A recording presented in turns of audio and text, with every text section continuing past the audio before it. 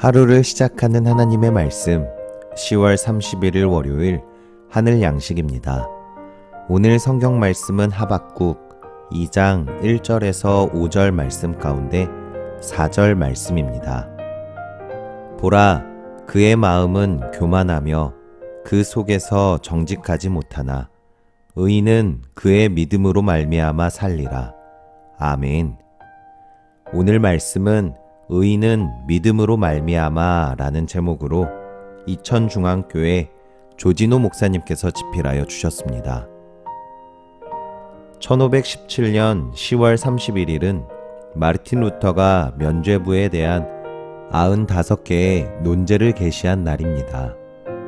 역사가들은 종교개혁에 촉매가 된 그날을 기억하지만 신앙인들은 그 전에 있었던 한 영적 사건을 기억해야 합니다.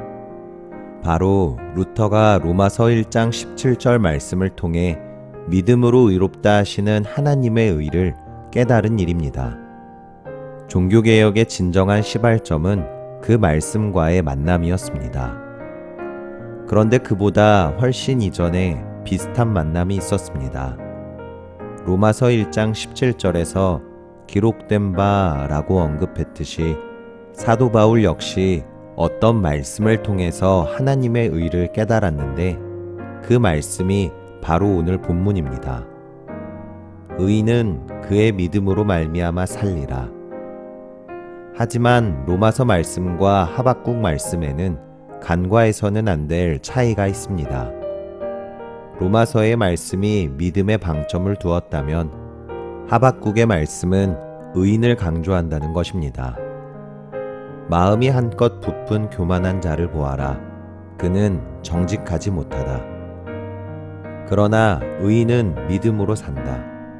부유한 재산은 사람을 속일 뿐이다.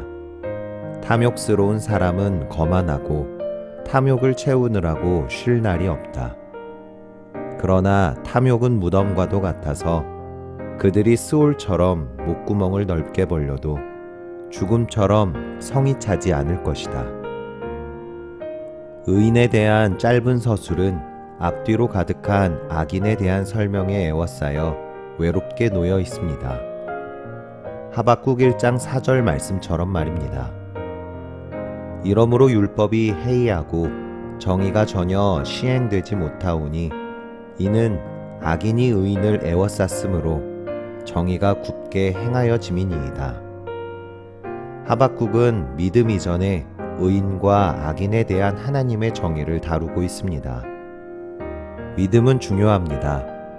하지만 한국교회는 믿음을 강조하다가 의인으로 사는 삶과 하나님의 정의를 놓치고 말았습니다. 의의 부재는 악의 창궐로 번졌습니다. 교회가 또 다른 종교개혁을 요청받는 막다른 상황에 이르렀습니다. 믿음이 우리를 의롭게 합니다. 그러나 우리가 의롭게 되었다면 의인답게 살아야 합니다. 하나님의 정의를 사모해야 합니다. 의인의 일을 할 뿐만 아니라 악인의 일들을 단호히 거부하고 저항해야 합니다. 그렇게 오늘도 종교개혁의 정신을 이어나갑시다.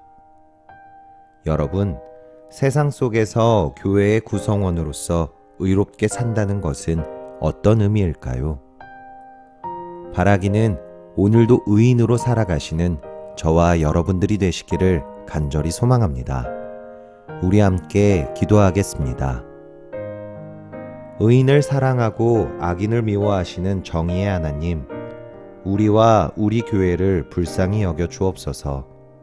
악인이 의인을 애워싸듯 느껴질 때 절망하지 않고 믿음으로 의롭게 되듯 의로움으로 참된 믿음을 지켜내게 하옵소서. 온전한 신앙인으로 살게 하옵소서. 예수님의 이름으로 기도합니다. 아멘.